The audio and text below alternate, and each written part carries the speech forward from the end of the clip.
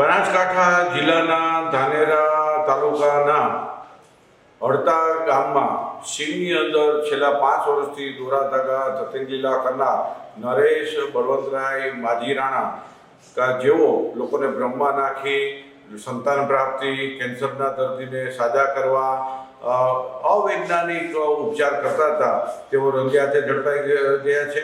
તેઓ દોરા આપીને સંતાન પ્રાપ્તિનો દાવો કરતા હતા, કેન્સરનો દાવો કરતા તમામ ખોટો સાબિત થયેલો છે। તેને પોતાની ભૂલ કબૂલી લીધી છે, માફી માગી લીધી છે અને જે દર્દીને યાતના ભોગવવી પડે છે તેની પણ માફી માગી લીધી છે।